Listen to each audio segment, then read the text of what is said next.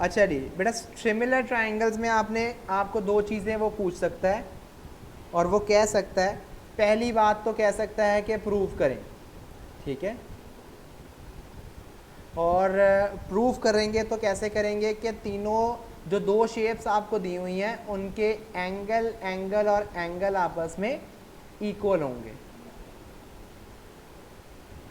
All three angles are going to be equal in size, ठीक है।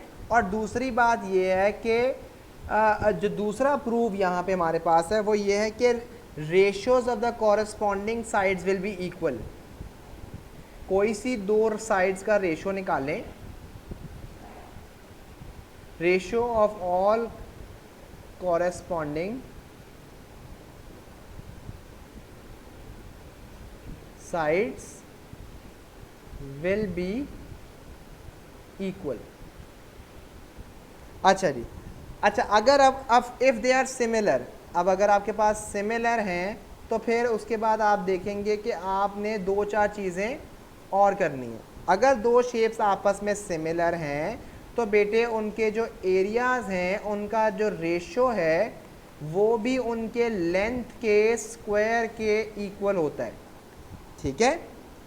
ये कोई सी भी दो L1 and L2 are two corresponding sides.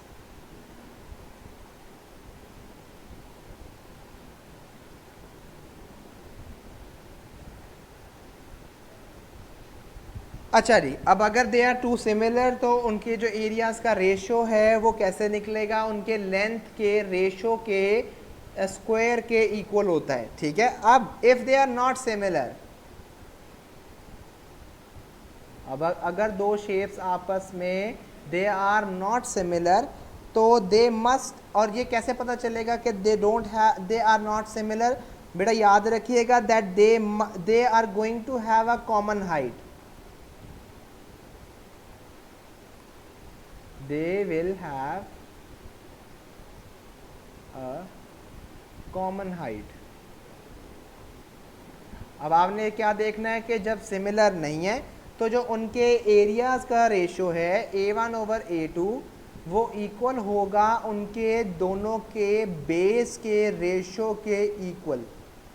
जो भी उन दोनों की बेस है उसके रेशो के इक्वल होगा, ठीक है। Let's do a question. ये हमारे पास ये एक ट्राइंगल है,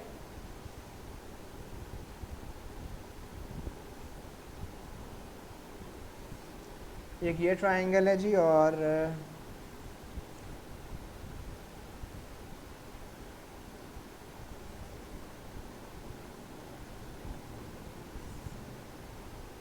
ओके जी ये ट्राइंगल है जी, और ये वाली साइड है 5।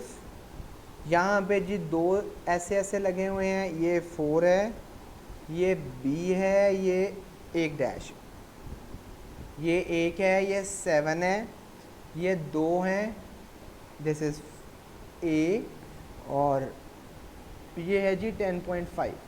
बड़े ध्यान से देखिएगा बेटा जान, ये जो दो एंगल्स लगे हुए हैं इनके दरमियान की जो यहाँ पे लेंथ है वो ये है, और यहाँ पे जो इन दोनों की जो लेंथ है वो ये है, ठीक है। तो अभी मैंने आपको बताया था कि जो कॉरस्पॉन्डिंग साइड्स हैं इनका जो रेशो है वो हमेशा इक्वल होगा। तो 4/7 मैंने क्या लिखा है, मैंने लिखा है स्मॉल डिवाइडेड बाय लार्ज।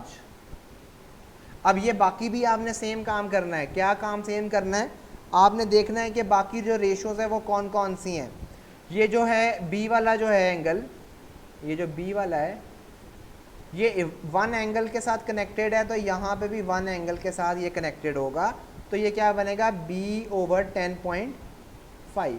इसी तरह जो तीसरा है वो क्या है 5/A।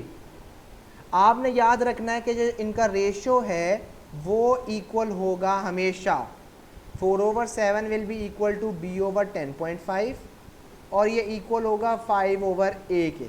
आपने याद रखना है कि इनकी जो लेंथ्स का रेशो है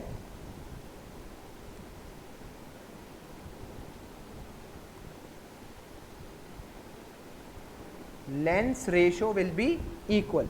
अब आपने क्या करना है, बी निकालने के लिए पहली दो को यूज़ कर लें, और b की वैल्यू फाइंड आउट करें। कैसे करेंगे? 4/7 is equal to b divided by 10.5। तो b की वैल्यू आ जाएगी हमारे पास, जब हम इसे सिंप्लीफाई करेंगे 4 इंटू 10.5 डिवाइडेड बाय 7 और b की वैल्यू हमारे पास आ जाएगी 6। इसी तरह अगर हमने a की वैल्यू भी निकालनी है तो हम कोई से भी दो यूज़ कर लें, फर्स्ट और लास्ट कर लें। आप फर्स्ट और लास्ट को यूज़ करेंगे तो क्या बनेगा? 4/7 इज इक्वल टू 5/a। ये a वहाँ जाके मल्टीप्लाई और ये 7 वहाँ जाके, तो a की वैल्यू आ जाएगी हमारे पास which will be 35 divided by 4।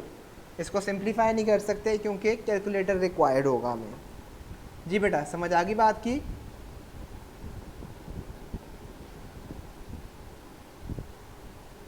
जी बेटा, एनी क्वेरी सो फार?